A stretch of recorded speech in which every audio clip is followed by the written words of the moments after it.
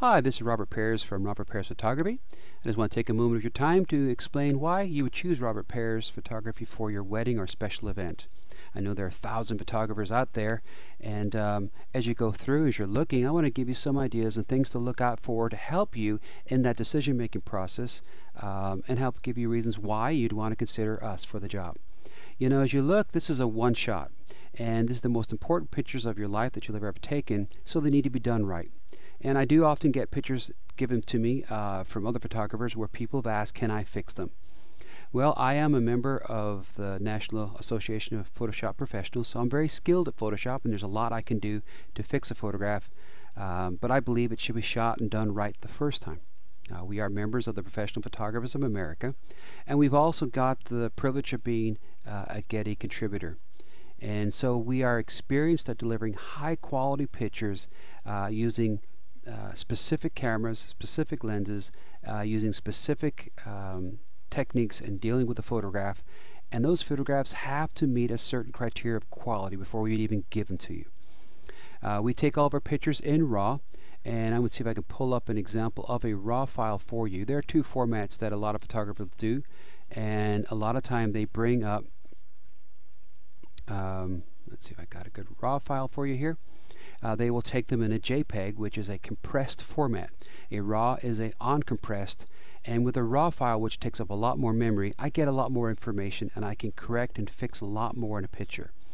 One of the first problems that most photographers face is what we refer to as white balance. In other words, what is white to the camera? This becomes important because in a reception hall or going outside, the light is continuously changing. If I'm in a reception hall and I take you to a different part of the reception hall, you know, the lighting may change. All of a sudden there may be natural light, there may be tungsten light, there may be fluorescent light. And I can do corrections by using filters, so I can take a shot, use a filter, and set the white balance. But if we move, all of a sudden that white balance is not correct, and the computer or the camera doesn't know what white is. You know, if you've ever taken a picture under fluorescent light and you've got that green kind of tinge to your picture, it's because the camera couldn't determine what white was. And so we have to teach it. And I said I can use a filter and I can do things, but the problem is if we move around the reception hall, and a lot of time in weddings things are occurring very quickly, you don't have time to do a whole lot of white balance settings. So by taking in a RAW file, I have a lot more freedom and ability to do things. The problem is it requires me to do some post-processing, which means it's going to require me to take more time. And for wedding photographers, that's where we start to lose money. If I have to take time to post-process your pictures, it drains my profits. Well, I believe it's important that we do take time afterwards to deliver the right product. So rather than just taking a quick JPEG and supplying you that JPEG, we take a RAW file and we fix it up to the standards that we would deliver a photograph to Getty or to any professional customer. So here I have an example of a picture, and maybe it's a picture similar to what you've taken, one I've taken at the National Flag event in Joplin. And the white balance is off. You can see carefully it's got a bluey color to it. And if I correct, and you see it's classified here as temperature, it's how we refer to it, I can correct it and all of a sudden bring it up. It starts to get closer to where it should be. So I can go in and I can correct that and bring a picture to where it should be. So you don't get these pictures where the skin color looks funky, it looks too dark, etc. And here I can correct exposure. I've got a lot more control to correct things. Now I believe it's important that we do it right the first time. We take the picture correctly, and I believe that adjustments should be minor. But again, I have that ability to make those minor adjustments and deliver a correct photograph to you.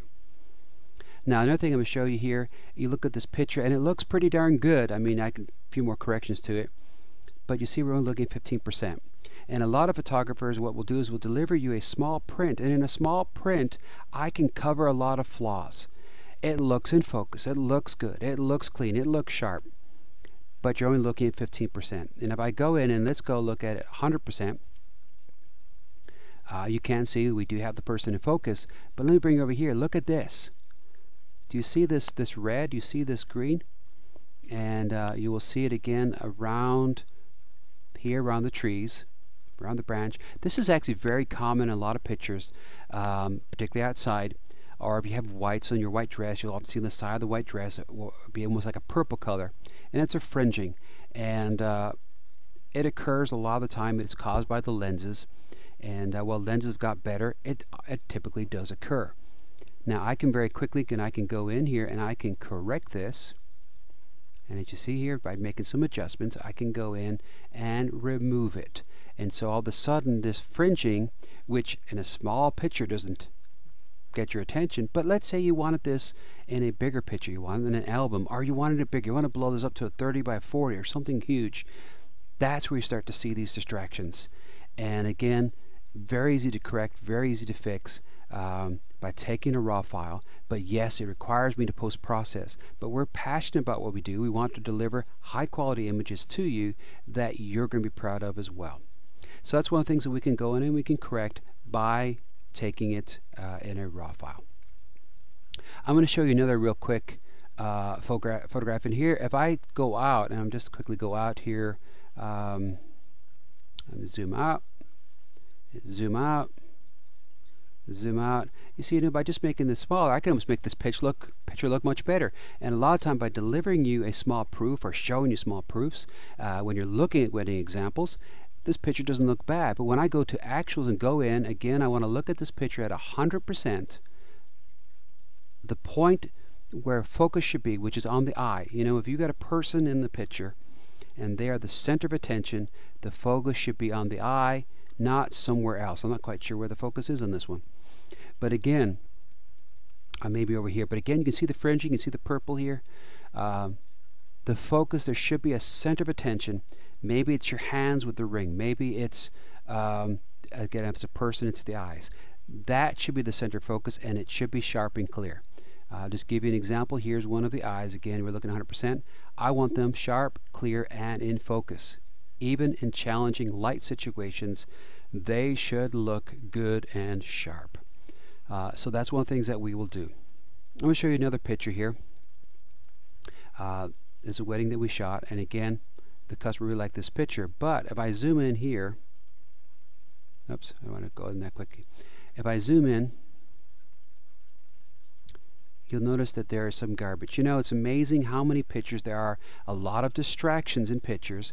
Maybe it's an exit sign, maybe it's a birthmark, maybe it's a tattoo, maybe it's a stain. Many times I find that people get stains in their clothes, or there's some garbage left aside. It becomes very distracting in a picture. You may not notice, but all of a sudden once you do, every time you look at the picture, you see this distraction. Well, you know, we're very skilled at working in Photoshop, and we will go in and we'll just remove it for you.